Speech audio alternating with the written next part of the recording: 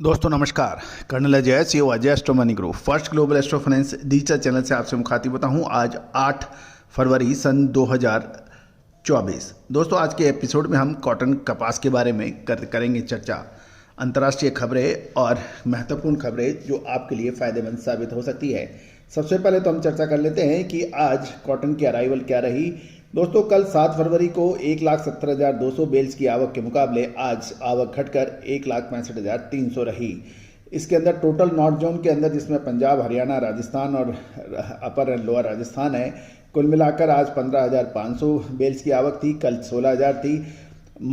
और मध्य प्रदेश, गुजरात और महाराष्ट्र में जो कुल मिला के 1,02,000 बेल्स की थी आवक, कल 1,05,000 बेल्स की थी। आंध्र प्रदेश, तेलंगाना, कर्नाटक और तमिलनाडु में कुल मिला के 44,800 की बेल्स की आवक थी। कल 46,200 थी। कुल मिलाकर टोटल बेल्स 1,65,300 बेल्स की आवक रही, जो कल 1,70,200 के मुकाबले कम है। दोस्तों खबर निकल के आ रही है कि ग्लोबल कॉटन मार्केट में अमेरिका, ब्राज़ील, पाकिस्तान की रुई पिछले एक महीने से लगातार वहाँ बढ़ रहे हैं और अंतर्राष्ट्रीय बाज़ारों के मुकाबले भारत में इतने दाम नहीं बढ़े हैं। और भारत की कॉटन अब ग्लोबल मार्केट में जो एक समय में सबसे महंगी थी, अब सबसे सस्ती मानी जाने लगी है। ये भी एक ध्यान देने वाली बात है कि चीन में लूनर न्यू ईयर की छुट्टियाँ चालू हो रही हैं और वो महीने के मध्य में तक ये छुट्टियां जारी रहेगी। और ल्यूनर न्यू ईयर की छुट्टी खत्म होने के बाद चीन में भी कॉटन बाजार में नई तेजी आने की उम्मीद लगाई जा रही है। गौरतलब है कि ग्लोबल बाजार में रुई में तेजी के बावजूद भारतीय रुई के बाजार में तेजी इतनी देखने को अभी तक नहीं मिली है, क्योंकि यहाँ रुई की मांग मजबूत नहीं बताई जा रही है। साथ साथ बाजार में कॉटन की आवक लगातार समान रूप से मेंटेन हो रही है। रुई की कीमत सीजन की शुरुआत में गिरी थी, और लेकिन इसलिए बाजार में कॉटन की तेजी को लोग के कुछ भरोसा लोग कम कर रहे हैं। दोस्तों आपको याद होगा, हमने सबसे पहले आपको अग्रिम अनुमान दिया था और बताया था कि हमें कॉटन में तेजी नज़र आ रही है, और वो वस्तुतः देखने को भी मिली।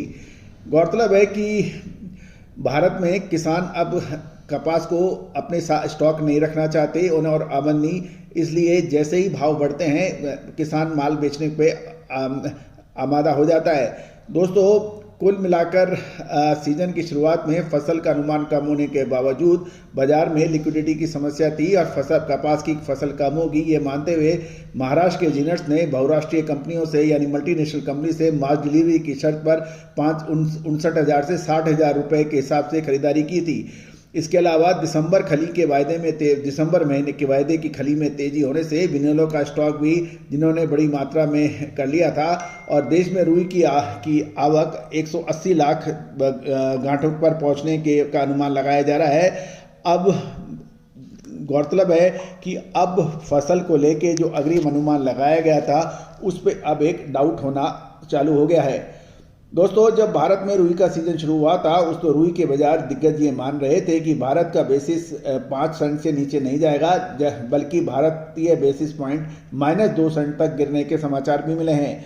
रुई के बाजार में कुल स्थिति पर यदि एक मोटे तौर पर नज़र डालें तो भारतीय रुई इस समय दुनिया में सबसे सस्ती है। चीन अब तक अमेरिका से बड़ी मात्रा में रुई की खरीदारी कर चुका है, लेकिन अब ल्यूनर ईयर की छुट्टी के बाद 15 फरवरी से चीन द्वारा भारी मात्रा में भारतीय रुई खरीदने की एक उम्मीद बन रही है।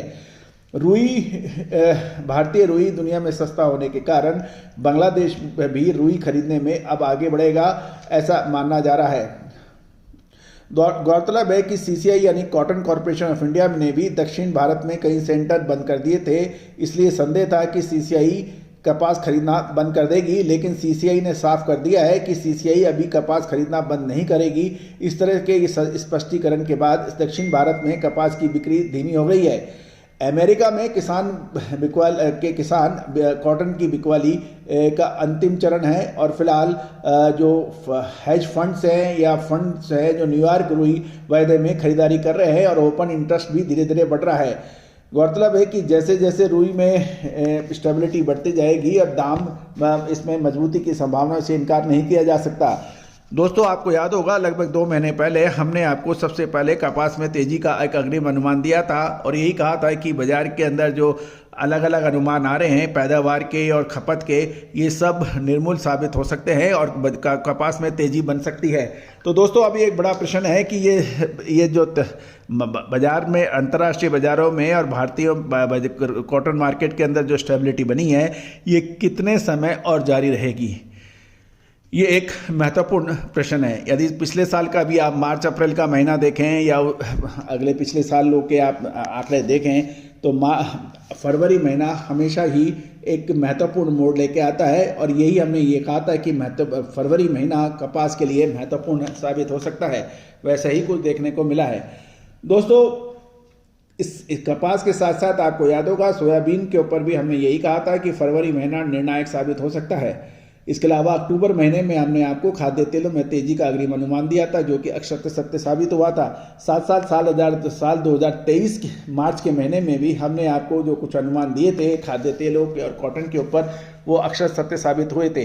तो दोस्तों अब आने वाले समय के अंदर कॉटन के अंदर क्या संभावना बनती है, क्या तेजी आने पर माल बेच लेना उचित रहेगा या फिर रुकना उचित रहेगा, इसकी विशेष रिसर्च रिपोर्ट के लिए संपर्क कीजिए। All the very best, good luck, happy trading.